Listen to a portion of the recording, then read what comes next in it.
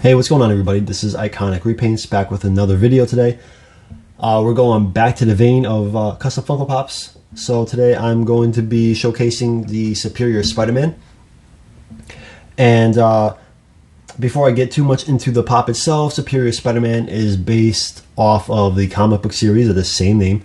And it's a reality where Peter Parker, who is Spider-Man, has died, and Dr. Octopus, in an attempt to prove once and for all that he's a greater man than Peter Parker, he's now going to prove himself as a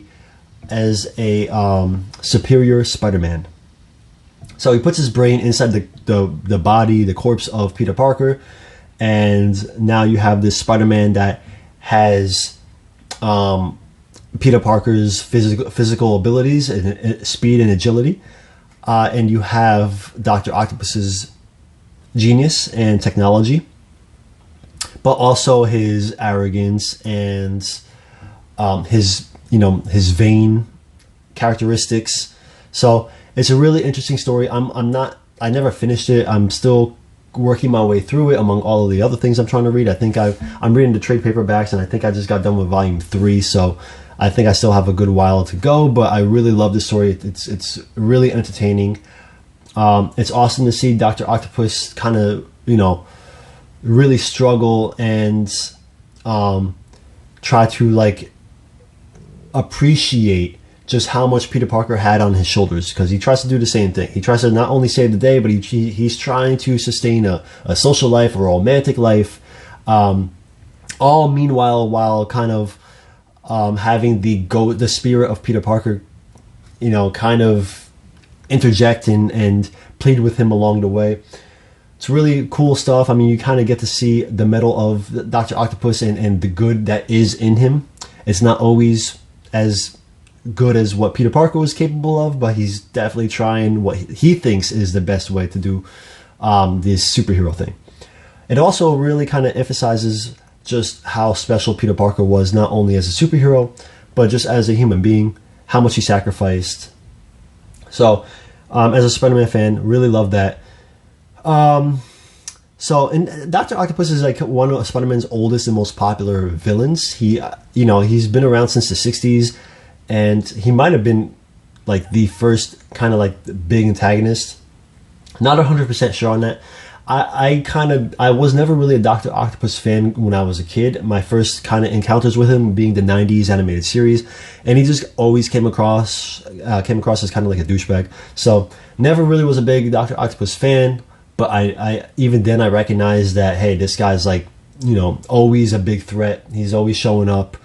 But it wasn't until I think the movie, from the Tobey Maguire films, that Spider-Man 2 was played by Alfred Molina, who's a great actor, really underappreciated. And he really kind of made me appreciate Dr. Octopus from being a friend and mentor first, and then having, kind of like a tragic event happen to him through his technology, where he kind of gets, I don't want to say mind controlled, but he's just not himself, and he becomes this Dr. Octopus.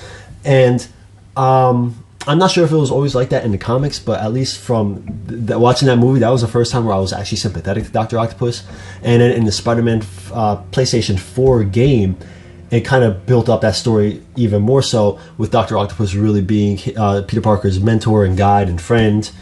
They had a really close relationship, and then the same thing happened. The tragedy happens. Dr.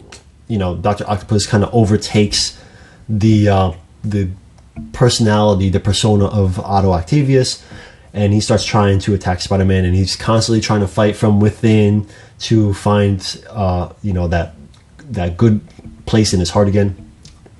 Rambling on like usual, but so lately I've had a kind of a turnaround on Dr. Octopus as a character. I'm more of a fan of him now. I'm excited that he's going to be in the next MCU Spider-Man movie. I'm really even happier that it's going to be Alfred Molina again.